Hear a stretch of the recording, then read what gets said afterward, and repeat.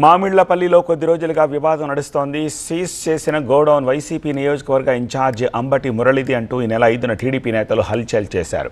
అక్రమంగా మొక్కజొన్న నిల్వ చేశారంటూ గోడౌన్లోకి చొచ్చుకెళ్లారు. ఆ గోడౌన్తో తనకు ఎలాంటి సంబంధం లేదు అని మర్నాడు మురళి వివరణ ఇచ్చారు. అది రైతుల గోడౌన్ అంటూ ప్రకటించారు. అయితే ఈ వివాదం శాంతి భద్రతలకు విఘాతం కలిగించేలా ఉందంటూ తహసీల్దార్ గోడౌన్ని సీజ్ చేశారు. దీంతో రైతులు దాచుకున్న మొక్కజొన్న గోడౌన్ను సీజ్ చేశారంటూ వైసీపీ ఆగ్రహం వ్యక్తం చేస్తోంది.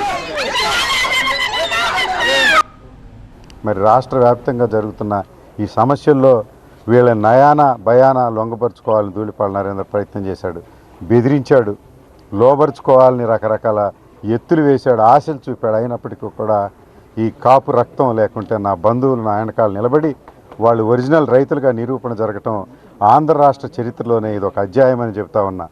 ఇక రెడ్ బుక్ ముగిసింది.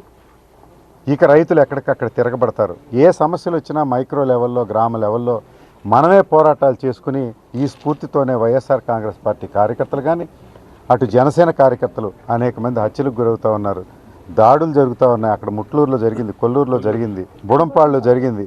ఇలాంటివన్నీ కూడా జనసేన కార్యకర్తలకు కూడా సంఘీభావంగా వైఎస్ఆర్ కాంగ్రెస్ పార్టీ మీరు కోరితే పోరాటం చేయడం సిద్ధంగా ఉంది. ప్రభుత్వం మీకు మీ నాయకుడు ఈ ప్రభుత్వాన్ని తీసుకుపోయి తాకట్టు పెట్టాడు, మిమ్మల్ని వదిలేశాడు రోడ్డు మీద. మీకు కష్టాలు ఉన్నాయి, మీరు కూడా ఎక్కడోళ్ళు కాదు, మన తోబుట్టూరు లాంటి వాళ్ళే. అందువల్ల ఎక్కడికక్కడ పోరాటాలు చేసి వైఎస్ఆర్ కాంగ్రెస్ పార్టీ ఎక్కడైతే ఉందో అక్కడ ఇలాంటి పోరాటాలు చేయడం ద్వారా ఈ 2 సంవత్సరాల వాళ్ళ రెడ్ బుక్ అధ్యాయం ముగిసింది. ఇక పోరాటాల పురిటిగడ్డగా పొన్నూరు నియోజకవర్గంతో పాటు రాష్ట్రం అంతా మరి పోరాటాలు చేయాలి.